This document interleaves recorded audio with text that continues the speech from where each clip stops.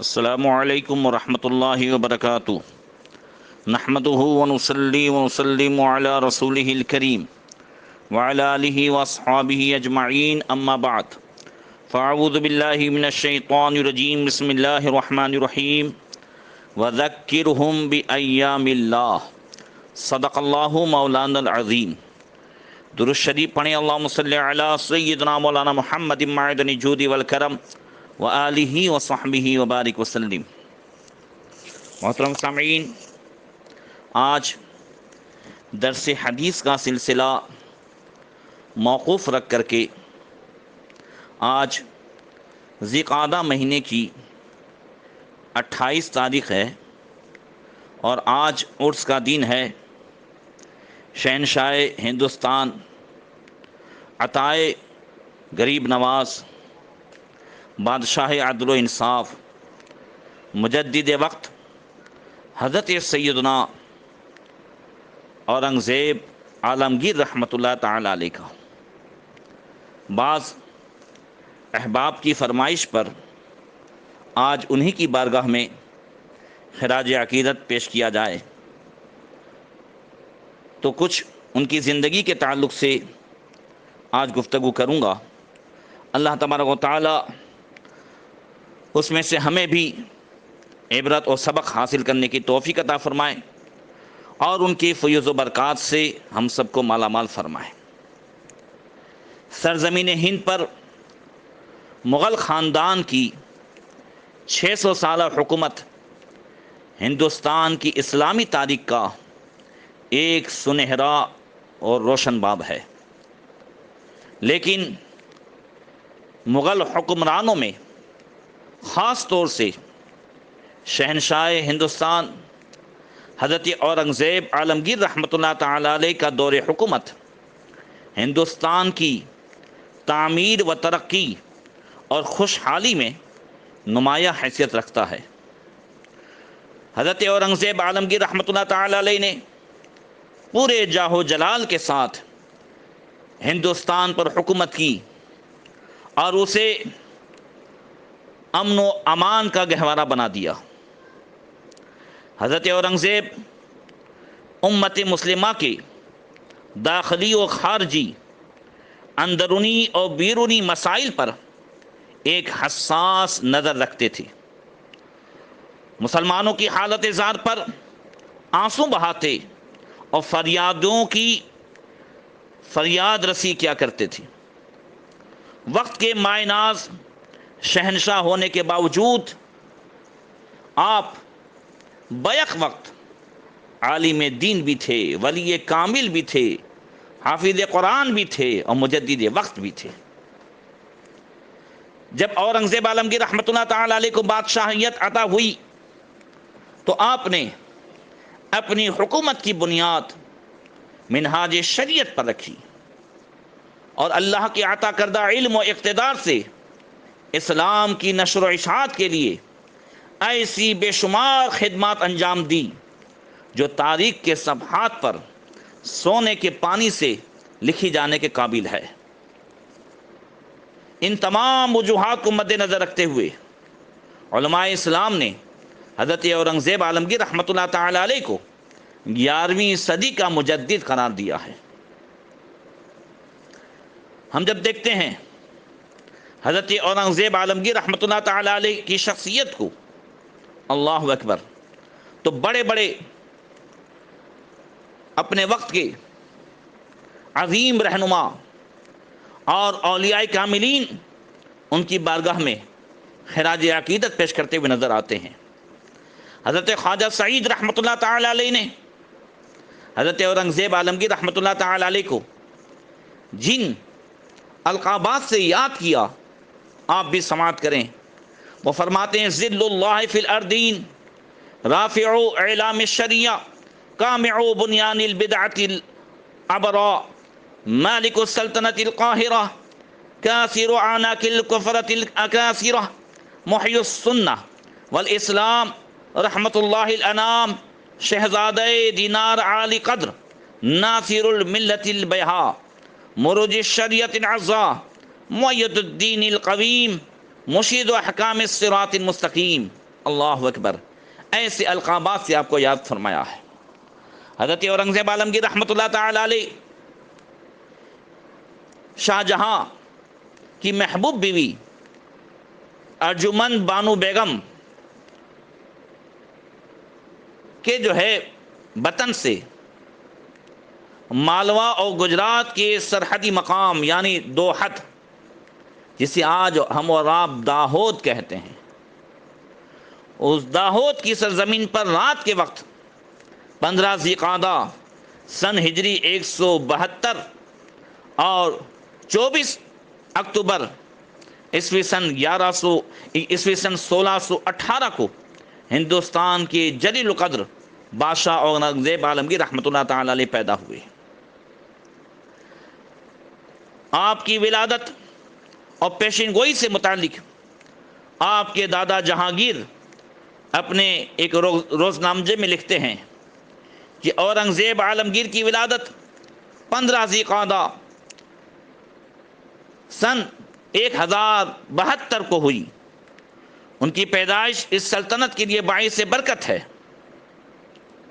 آپ کی ولادت کی خوشی میں آپ کے والد شاہ جہاں نے حسب دستور اپنے والد جہانگیر کو 1000 اشرفی نذر کی اور اس فخر روزگار بچے کا نام دادا جہانگیر نے اورنگزیب رکھا۔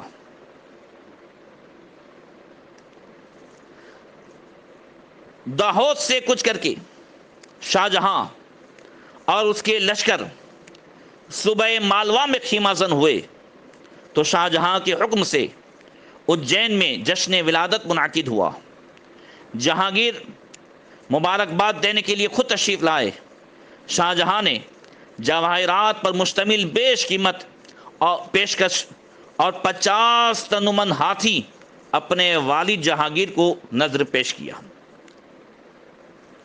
حضرت محی الدین اورنگزیب عالمگیر رحمۃ اللہ تعالی علیہ کی تعلیم اور تربیت عظیم و شان پیمانے پر ہوئی اور مشاہیر علماء اور فضلاء آپ کی تعلیم و تربیت پر مقرر کیے گئے۔ حضرت علامہ امام فضل خیرآبادی رحمۃ اللہ تعالی علیہ فرماتے ہیں کہ حضرت اورنگزیب عالمگیر رحمۃ اللہ تعالی علیہ نے ملا ابوالواعظ ہرگائی سے ابتدائی تعلیم حاصل کی۔ علم و ادب میں مولوی سید قنوجی سے آپ نے تعلیم حاصل کی اور ان کے علاوہ مولانا عبداللطیف سلطان پوری، ملا محی الدین بہاری اور خصوصیت کے ساتھ حضرت علامہ ملا جیون رحمۃ اللہ تعالی علیہ اور سید عبدالقوی رحمۃ اللہ تعالی علیہ، ان سب سے بھی حضرت اورنگزیب عالمگیر رحمۃ اللہ تعالی علیہ نے علم حاصل کیا اور اکتساب فیض کیا۔ ان حضرات کی صحبت نے حضرت اورنگزیب عالمگیر رحمۃ اللہ تعالی علیہ کے اندر کتابوں کے پڑھنے اور مشقت اور محنت کا ایسا جذبہ اور شوق پیدا کر دیا، جس کا اثر یہ ہوا کہ شاہی خاندان سے ہونے کے باوجود حضرت اورنگزیب عیش و آرام کو چھوڑ کر کے اکثر کتب خانے میں اپنا وقت گزارتے تھے۔ حضرت امام غزالی رحمۃ اللہ تعالی علیہ کی کتابیں اور حضرت شیخ شرف الدین یحییٰ منیری رحمۃ اللہ تعالی علیہ کے مکتوبات اور شیخ شمس الدین، حضرت قطب الدین اور خصوصاً حضرت محی الدین ابن عربی رضی اللہ تعالیٰ عنہ مجمعین کی کتابوں سے آپ کو خاص ایک شغف حاصل تھا، اور یہ کتابیں اکثر حضرت اورنگزیب پڑھا کرتے تھے۔ حضرت اورنگزیب ایک باکمال عالم دین، بے مثال فقیہ اور لاجواب ادیب اور خطاط تھے۔ اچھی تحریر لکھنا بھی جانتے تھے۔ ان خوبیوں کے ساتھ آپ قرآن کریم کے بہترین حافظ بھی تھے، اور یہ بات بہت ہی حیرت و تعجب کی ہے کہ حضرت اورنگزیب عالمگیر رحمۃ اللہ تعالی علیہ نے قرآن کریم حفظ کرنے کی سعادت بچپن میں نہیں، بلکہ آپ کی عمر جب 43 سال کی ہوئی 43، اس کے بعد آپ قرآن کے حافظ ہوئے۔ آج تو ہم کو سورہ اخلاص، سورہ فاتحہ صحیح مخارج کے ساتھ مشق کرنے اور صحیح قرآن پڑھنے اور سیکھنے کی فرصت نہیں ہے۔ ہمیں پب جی گیم، ٹک ٹاک اور موبائل جو ہے وہ اپنی قید سے چھوٹنے ہی نہیں دیتا ہے کہ ہم قرآن کی طرف متوجہ ہوں۔ آپ اندازہ لگائیں، حضرت اورنگزیب عالمگیر رحمۃ اللہ تعالی علیہ شاہی خاندان سے بھی ہیں، عالم دین بھی ہیں، ساتھ ساتھ بہت ساری جو ہے آپ کے اوپر ذمہ داریاں بھی ہیں، مگر 43 سال کی عمر میں قرآن حفظ کر رہے ہیں۔ یہ اللہ تعالیٰ کا خاص فضل ہے۔ اللہ اکبر۔ حضرت اورنگزیب عالمگیر رحمۃ اللہ تعالی علیہ کی سادہ فکر و شخصیت میں علم و حکمت اور فضل و کمال کا رنگ بھرنے اور انہیں ظاہری اور باطنی کمالات سے آراستہ کرنے میں آپ کے اساتذہ میں سے رئیس المفسرین حضرت ملا احمد جیون رحمۃ اللہ تعالی علیہ کا بڑا اہم رول تھا۔ کبھی انشاءاللہ تعالی موقع ملا، چونکہ آج وقت کم ہے، حضرت ملا احمد جیون رحمۃ اللہ تعالی علیہ کی زندگی پر انشاءاللہ تعالی گفتگو ہوگی۔ آج سر دست حضرت اورنگزیب عالمگیر رحمۃ اللہ تعالی علیہ کے تعلق سے بتاؤں۔ آپ راسخ سنی صحیح العقیدہ مسلمان اور حضرت مجدد الفسانی امام ربانی شیخ احمد سرہندی رضی اللہ تعالیٰ عنہ کے فرزند حضرت خواجہ معصوم نقشبندی رحمۃ اللہ تعالیٰ علیہ کے مرید تھے۔ حضرت اورنگزیب شریعت پر پوری طرح کاربند اور بر صغیر میں احیاء دین کو اپنا فریضہ سمجھتے تھے۔ مذہب اسلام سے بہت محبت تھی اور آپ نے خوب جو ہے اس کی خدمت کی۔ اللہ اکبر۔ اسی کے ساتھ ساتھ حضرت اورنگزیب عالمگیر رحمۃ اللہ تعالی علیہ اتنے جو ہے علماء نواز، اولیاء کرام سے محبت رکھنے والے، سلطان الہند عطائے رسول غریب نواز رحمۃ اللہ تعالی علیہ سے بے پناہ محبت رکھنے والے، آپ کی بارگاہ کی حاضری کا واقعہ تو بڑا مشہور ہے، مجھے اور کچھ باتیں بتانی ہیں۔ حضرت اورنگزیب حضرت خواجہ معصوم سرہندی رحمۃ اللہ تعالی علیہ کے دست حق پر بیعت ہوئے، اور بیعت و ارادت کے بعد حضرت اورنگزیب کی زندگی میں ایک عظیم انقلاب برپا ہوا، اور ہندوستان جیسی وسیع اور ہماگیر سلطنت کے حاکم و شہنشاہ ہونے کے باوجود حضرت اورنگزیب عالمگیر رحمۃ اللہ تعالی علیہ نے درویشانہ زندگی اختیار کی۔ ان کی قلندرانہ شخصیت، عارفانہ مزاج، عبادت و ریاضت، زہد و ورع اور ان کے تمام تر فضل و کمال کے مطالعے سے مشائخان کرام کی جو ہے یاد تازہ ہو جاتی ہے۔ وہ اپنے پیر و مرشد حضرت خواجہ معصوم سرہندی رحمۃ اللہ تعالی علیہ کا بھرپور احترام کیا کرتے تھے، اور ان کی تعلیمات اور ہدایات سے اپنے باطن کو جو ہے وہ سنوارا کرتے تھے۔ اسی کے ساتھ ساتھ حضرت اورنگزیب عالمگیر شجاعت و بہادری میں اپنے آباء و اجداد سے بھی بڑھ کر تھے۔ خاندان تیموریہ مغلیہ میں بڑے بڑے بہادر پیدا ہوئے، مگر ان سرماؤں بہادروں میں حضرت اورنگزیب کی ذات بہت نمایاں ہے۔ آپ 80 سال کی عمر میں بھی جوش و خروش کا مظاہرہ فرماتے۔ آپ کی بہادری اور عالی ہمتی بے مثال تھی۔ ایک مرتبہ دوران نماز ایک خونخوار شیر نے حضرت اورنگزیب پر حملہ کر دیا۔ آپ نے نماز چھوڑ کر فوراً شیر کو ختم کیا، اور دہشت زدہ ہوئے بغیر دوبارہ آپ نے نماز شروع کر دی۔ اللہ اکبر۔ اسی کے ساتھ ساتھ شاہ جہاں کے شہزادوں میں سب سے زیادہ ہوشیار، سنجیدہ، بردبار، جفاکش، تجربہ کار، بہادر اور پختہ کردار حضرت اورنگزیب عالمگیر رحمۃ اللہ تعالی علیہ تھے۔ ان باتوں کے ساتھ آپ دین کے عالم، شریعت کے حامی اور پاکیزہ چال چلن کے آئینہ دار تھے۔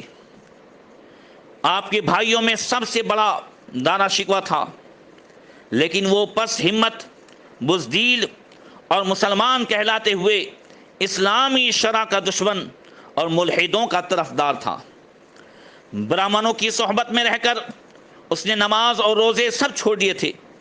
اسے بھائیوں میں سب سے زیادہ بغض و حسد حضرت اورنگزیب عالمگیر رحمۃ اللہ تعالی علیہ سے تھا۔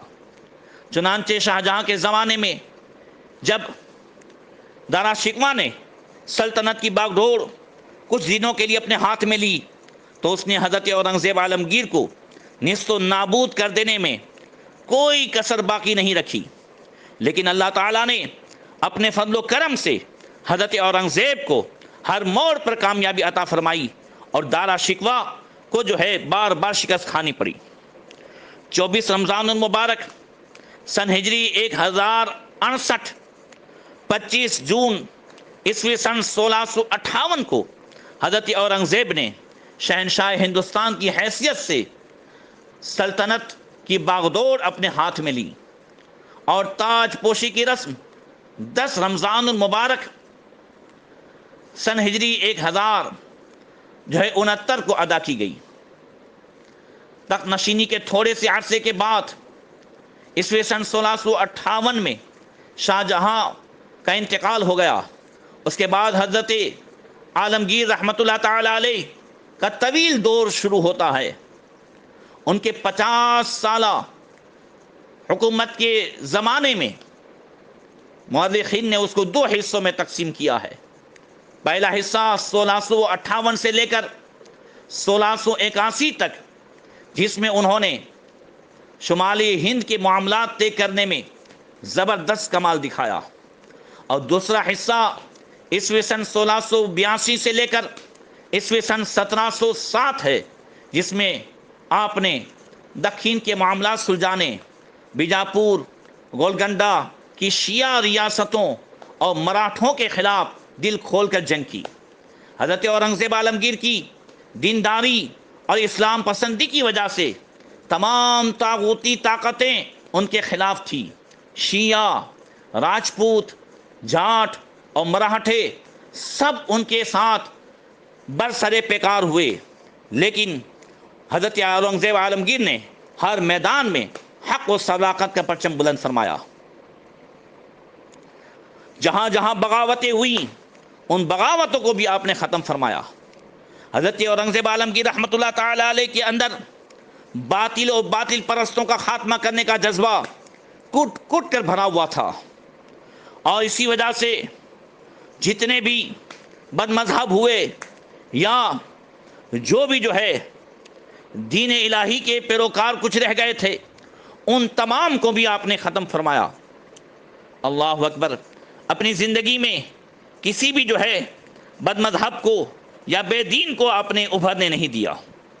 حضرت اورنگزیب عالمگیر رحمۃ اللہ تعالی علیہ کی تخت نشینی سے پہلے شاہجہاں کے زمانے میں ہی اخلاقی اور اجتماعی حالت نہایت خراب ہو گئی تھی۔ بد اخلاقی، توہم پرستی اور الحاد سے یہ دنیا بھری پڑی تھی۔ چنانچہ جب حضرت اورنگزیب عالمگیر رحمۃ اللہ تعالی علیہ تخت نشین ہوئے تو انہوں نے اپنی ساری کوششیں ان خرابیوں کو دور کرنے میں گزار دی۔ اسی کے ساتھ ساتھ بھنگ کی کھیتی، شراب پینا آپ نے ممنوع قرار دے دیا، جوا بند کرنے کا حکم صادر فرمایا، اور بازاری عورتیں جو تھیں جو اپنی دکانیں چلاتی تھیں اور زناکاری کا بازار گرم کیے ہوئے تھی، حضرت اورنگزیب عالمگیر رحمۃ اللہ تعالی علیہ نے فرمایا کہ یا تو وہ شادی کر لیں یا ملک چھوڑ کر کے کہیں چلی جائے۔ اللہ اکبر۔ اس کے لیے آپ نے جگہ جگہ جو ہے محتسب یعنی پولیس بھی مقرر کیا۔ حضرت اورنگزیب عالمگیر رحمۃ اللہ تعالی علیہ کی زندگی جو ہے یہ اصل میں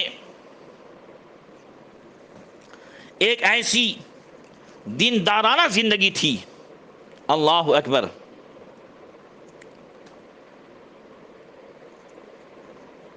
اپنے اوپر شہنشاہی کا تاج آپ نے اس لیے نہیں رکھا تھا کہ خود عیش و آرام کی زندگی گزاریں، اپنے ٹھاٹ باٹ کے لیے رعایا پر طرح طرح کے ٹیکس لگائیں، بلکہ بادشاہیت آپ نے اس لیے قبول کی تھی تاکہ رعایا امن و سکون کی زندگی بسر کرے، ملک میں عدل و انصاف کا جھنڈا لہرایا جائے۔ اللہ اکبر۔ جتنے بھی غلط انداز کے ٹیکس وصولے جاتے تھے وہ تمام آپ نے جو ہے تقریباً 80 قسم کے ٹیکس سب نابود فرمائے، اور مسلمانوں پر زکوٰۃ کی وصولی پر آپ نے زور دیا، اور غیر مسلموں پر جزیہ جو شریعت کے مطابق ہے اس کے وصولی پر آپ نے زور لگایا۔ آپ کی حکومت میں آپ کی عدل و انصاف، اللہ اکبر، ملک بھر میں عدل و انصاف کا جھنڈا لہرا دیا گیا، اور طاقتور کمزوروں پر ظلم نہ کرنے پائیں، مسلمان اسلامی قوانین پر عمل کریں۔ آپ نے عدل و انصاف کا ایسا مضبوط شامیانہ تانا جس کے نیچے بھیڑیا بھی ایک دبلی کمزور بکری پر حملہ کرنے کی ہمت نہ کر سکتا تھا۔ اللہ اکبر۔ اندازہ لگائیں آج حضرت اورنگزیب عالمگیر رحمۃ اللہ تعالی علیہ چونکہ اسلامی سلطنت کے وہ ایسے عالمگیر بادشاہ تھے جنہوں نے اسلام کی نشر و اشاعت میں، قرآن کی نشر و اشاعت میں خوب جو ہے کامیابی حاصل کی، اسی وجہ سے غیر مسلم آپ سے حد سے زیادہ تعصب رکھتے ہیں اور آپ کی ذات پر طرح طرح کے حملے کرتے ہیں، تہمتیں، الزام، یہ ساری چیزیں ان کی تاریخ میں بھری ہوئی ہے۔ حضرت اورنگزیب عالمگیر رحمۃ اللہ تعالی علیہ کو معاذ اللہ ایک خونخوار درندہ اور نہ معلوم کس طرح جو ہے ظالم بنا کر کے پیش کیا جاتا ہے۔ ایک واقعے سے اندازہ لگائیں کہ حضرت اورنگزیب عالمگیر رحمۃ اللہ تعالی علیہ عدل و انصاف کے کیسے شہنشاہ تھے۔ ایک رات آپ آرام فرما رہے تھے کہ کسی فریادی نے شاہی محل میں لٹکی ہوئی زنجیر کو ہلایا۔ یہ زنجیر حضرت اورنگزیب نے اس مقصد کے لیے لٹکائی تھی تاکہ جو فریادی شہنشاہ کے حضور کوئی فریاد سنانے آنا چاہے وہ زنجیر ہلا دے تاکہ شہنشاہ کو پتہ چل جائے کوئی فریادی فریاد سنانے آیا ہے۔ زنجیر ہلی تو حضرت عالمگیر فوراً قلعے کے دروازے پر تشریف لے آئے اور حکم دیا فریادی کو حاضر کیا جائے۔ تھوڑی دیر کے بعد ایک ضعیفہ بڑھیا کو حاضر کیا گیا۔ بڑھیا نے آداب شاہی بجا لانے کے بعد عرض کیا، حضور میں رام نگر جو آگرہ سے تقریباً 20 کلومیٹر کے فاصلے پر ہے وہاں سے آ رہی ہوں۔ میری ایک جوان بیٹی ہے جس کی منگنی میری خوشی سے ایک رشتہ دار سے ہو چکی ہے۔ گاؤں کے زمیندار کا بیٹا میری بیٹی سے شادی کرنا چاہتا ہے، میں نے انکار کر دیا، لیکن اب اس نے ارادہ کر لیا ہے کہ وہ زبردستی میری بیٹی کو اپنی ہوس کا شکار کرے۔ میں بیوہ ہوں اور غریب اور وہ زمیندار ہے، میں کس طرح اس کا مقابلہ کر سکتی ہوں؟ حضرت عالمگیر نے فرمایا گھبراؤ نہیں، اس کا انتظام کر دیا جائے گا۔ اس بڑھیا نے کہا کہ مجھے آج خبر ملی ہے کہ آج رات وہ اپنے دوستوں کی مدد سے زبردستی گھر سے نکال کر لے جائے گا، اور مجھے یقین ہے کہ ایسا ہو جائے گا۔ میں یہ سنتے ہی ادھر بھاگی ہوں۔ اللہ اکبر۔ میں کمزور ہوں، بوڑھی ہوں، آپ انتظام فرمائیں گے مگر تب تک تو جو ہے وہ کامیاب ہو چکا ہوگا اور میری بیٹی کو اٹھا لے گیا ہوگا۔ حضرت عالمگیر رحمۃ اللہ تعالی علیہ نے اسی وقت حکم دیا 2 گھوڑے حاضر کیے جائیں، اور پھر تھوڑی ہی دیر میں تیاری کر کے بڑھیا سے کچھ باتیں دریافت فرما کر آپ نے حکم دیا کہ بڑھیا کو عزت اور آسائش کے ساتھ محل کے خاص کمرے میں پہنچا دیا جائے، اور حضرت اورنگزیب عالمگیر خود جو ہے ہتھیاروں سے لیس ہو کر، اور وزیر اعظم کو بھی آپ اپنے ساتھ ہتھیاروں سے مسلح کر کے آپ لے گئے۔ 2 گھوڑے سر پٹ جو ہے دوڑتے ہوئے رام نگر کو روانہ ہو گئے۔ تھوڑی دیر کے بعد گاؤں کے قریب ہی پہنچے تھے کہ گنجان درختوں میں سے کچھ آدمیوں کے بولنے کی آواز سنائی دی۔ دونوں گھوڑوں سے اتر پڑے اور اس طرف گئے جہاں سے آواز آ رہی تھی۔ حضرت اورنگزیب عالمگیر اور آپ کے وزیر نے سنا، ایک آواز یہ تھی جو مردانہ آواز تھی، اور وہ کہہ رہا تھا دیکھو ضدی لڑکی کیوں جان گنواتی ہو، اب بھی سمجھ جاؤ اور میرا کہنا مان لو۔ اس لڑکی کی آواز آئی، اس نے کہا کہ آبرو کا صدقہ جان ہے اور میرے نزدیک جان کی کوئی قیمت نہیں۔ پھر اس جوان کی آواز گونجی، میں زمیندار اور صاحب دولت ہوں، خوبصورت ہوں، پھر انکار کیوں کرتی ہو؟ فوراً لڑکی کی آواز سنی حضرت اورنگزیب نے کہ میری ماتا نے آپ کا پیغام واپس کر دیا ہے، میں ماتا کی امانت ہوں۔ پھر وہ جوان کہتا ہے ہم تجھے جان سے مار ڈالیں گے۔ پھر وہ لڑکی کہتی ہے جو پرمیشور کی مرضی، یہ غیر مسلم تھے۔ اللہ اکبر۔ اب وہی جو ہے نوجوان کی آواز گونجی، بابا سنگھ، مسور سنگھ وغیرہ پہنچو۔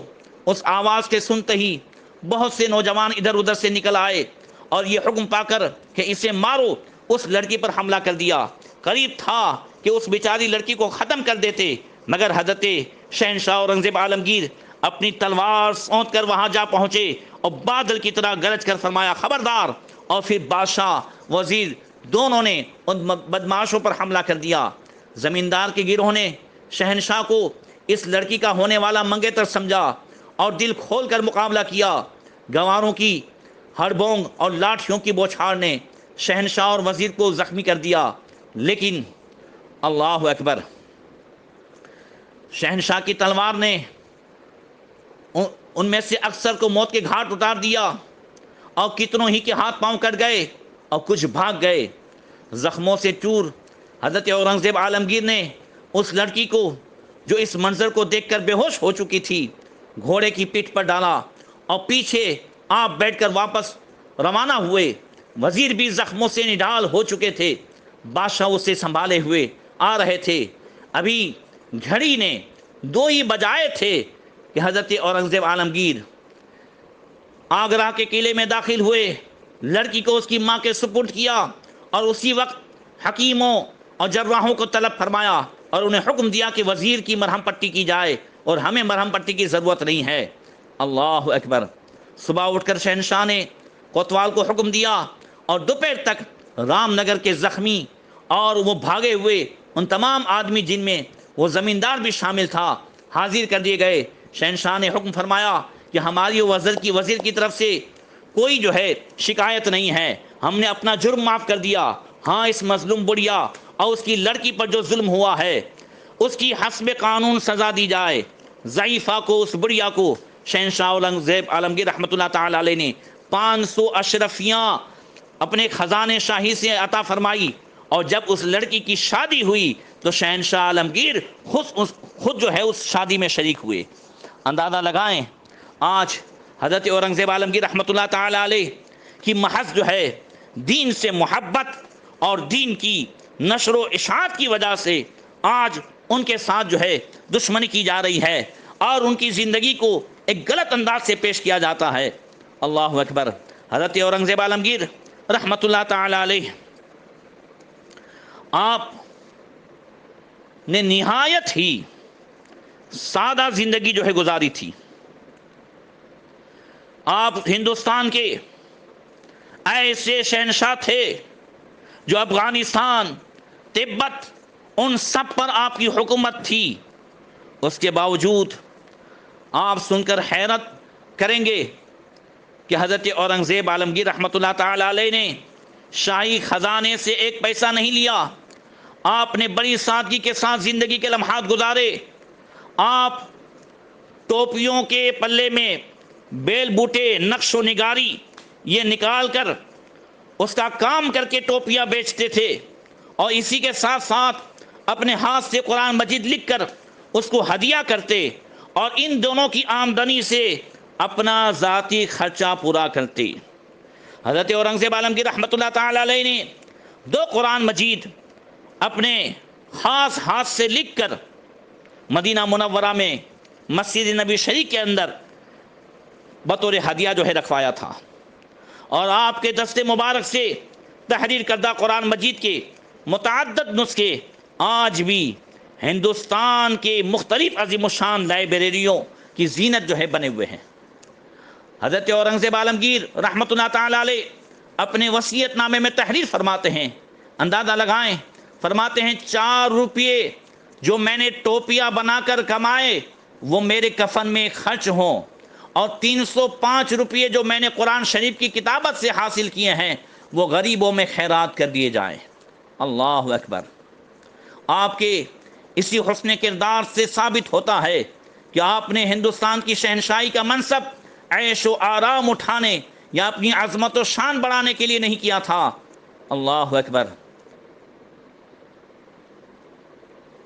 یہ اور بات ہے کہ اللہ تعالیٰ نے جو عظمت و جلال، رفعت و بلندی آپ کو عطا فرمائی تھی وہ مغل بادشاہوں میں تیمور لنگ سے لے کر بہادر شاہ ظفر تک کسی کو حاصل نہیں۔ آپ کے دور حکومت میں مسلمانوں کے ساتھ غیر مسلم رعایا بھی چین و سکون کی زندگی گزارتے تھے۔ ملازمت کا دروازہ آپ نے سب کے لیے برابر کھول رکھا تھا۔ آپ کی حمایت و وفاداری میں جس طرح ایران اور توران کے مسلمان اپنی تلوار کے جوہر دکھاتے رہے، وہیں آپ کے جھنڈے کے نیچے ہندوستان کے ہزاروں راجپوت جو ہے سپاہی اور افسران بھی اپنی دشمن پر تلوار چلاتے رہے اور آپ کے ساتھ مل کر کام کرتے رہے۔ اسی کے ساتھ ساتھ حضرت اورنگزیب عالمگیر رحمۃ اللہ تعالی علیہ کے دین کے معاملے میں خدمات، جگہ جگہ آپ نے مدرسے قائم کیے، علماء طلباء کے لیے آپ نے، مدرسین کے لیے، ان کی معیشت کے لیے جاگیریں وقف کی، زمینیں جائیداد ان کو دیں اور ہر طرح سے ان کے وظائف مقرر کیے۔ اسی کے ساتھ ساتھ فتویٰ عالمگیری جو آج تقریباً جو ہے عربی میں 6 جلدوں میں، اردو میں 10 جلدوں میں موجود ہیں، ہر ایک میرے لائبریری میں بھی ہے، میرے موبائل میں بھی ہے۔ اللہ اکبر۔ یہ حنفی مذہب کی وہ کتاب کہ بلا شبہ ہندوستان کے حنفی علماء ہدایہ کے بعد بہترین فقہی کتاب جو ہے فتویٰ عالمگیری کو تسلیم کرتے ہیں۔ حقیقت یہ ہے کہ اس کتاب نے علماء اور طلباء کو فقہ کی دوسری کتابوں سے بہت حد تک بے نیاز کر دیا۔ یہ کتاب حضرت اورنگزیب عالمگیر رحمۃ اللہ تعالی علیہ نے 2 لاکھ روپے اس میں خرچ کیے اور مسلسل کئی سالوں تک اس کی تدوین ہوتی رہی اور تقریباً 500 علماء اس میں مقرر ہوئے، اور اس طریقے سے فقہ حنفی جو کئی جو ہے کتابوں پر مشتمل تھی اس کو آپ نے ایک جگہ جمع فرمایا۔ اللہ اکبر۔ روزانہ 1 گھنٹہ نکال کر کے حضرت اورنگزیب عالمگیر خاص کر کے ان تمام علماء کے جو صدر تھے حضرت ملا نظام الدین رحمۃ اللہ تعالی علیہ، ان کے پاس بیٹھ کر کے سنتے تھے۔ کبھی کبھی آپ اس میں کچھ بحث بھی کرتے، کچھ باتیں جو ہیں کٹواتے، کچھ شامل کرواتے۔ اللہ اکبر۔ خود آپ ایک جید عالم اور مجدد وقت تھے۔ سرکار اعلی حضرت رضی اللہ تعالیٰ عنہ کے شاگرد و خلیفہ حضور ملک العلماء علامہ ظفر الدین بہاری رحمۃ اللہ تعالیٰ علیہ نے اپنی کتاب 14ویں صدی کے مجدد اعظم میں، اور حضرت علامہ مولانا غلام مصطفیٰ مجددی پاکستان نے تذکرے مجدد دین اسلام میں، اور حضرت علامہ رئیس القلم یاسین اختر مصباحی نے اپنی کتاب امام احمد رضا اور رد بدعات و منکرات میں حضرت اورنگزیب عالمگیر رحمۃ اللہ تعالی علیہ کو مجدد لکھا ہے۔ حضرت اورنگزیب عالمگیر رحمۃ اللہ تعالی علیہ ہمہ پہلو شخصیت کے مالک تھے اور نہایت ہی سادہ زندگی بسر کرتے تھے۔ انہوں نے اسلام کو زندہ کیا، اس لیے غیر مسلم مورخین انہیں پسند نہیں کرتے اور ان پر لعن طعن کرتے ہیں۔ مسلم مورخین نے ان کے کردار کی عظمت کو سلام کیا ہے اور ان کے جملہ کارناموں میں مجددی تحریک کو روح رواں قرار دیا ہے۔ ڈاکٹر اقبال نے بھی انہیں بر صغیر کا عظیم ترین حکمران کہا ہے۔ حضرت اورنگزیب عالمگیر رحمۃ اللہ تعالی علیہ کی حکومت و سلطنت کا یہ جو ہے رقبہ، جیسا کہ میں نے بتایا کہ ہندوستان، افغانستان اور تبت، ان تینوں ملک کے جو ہے آپ تنہا شہنشاہ تھے۔ آپ 50 سال 1 مہینے اور 15 دن تک حکومت پر فائز رہے، اور 28 ذی قعدہ سن ہجری 1118 اور 11 فروری عیسوی سن 1707 جمعہ کے دن آپ کا وصال ہوا، اور خلد آباد میں جو شہر اورنگ آباد سے 12 میل تقریباً 15 کلومیٹر کے فاصلے پر واقع ہے، وہیں آپ کا مدار ہے۔ اللہ تبارک و تعالی ان کے فیض و برکات سے ہم سب کو مالا مال فرمائے، اور ان کی زندگی سے ملنے والے جو سبق ہیں کہ اتنی مصروفیات کے باوجود وہ دین کی طرف کس طرح مائل تھے، نماز، روزے ان تمام کے، بلکہ نوافل و تہجد کے بھی پابند تھے۔ اللہ تعالی ہمیں بھی عمل صالح کرنے کی توفیق عطا فرمائے۔ السلام علیکم ورحمۃ اللہ وبرکاتہ۔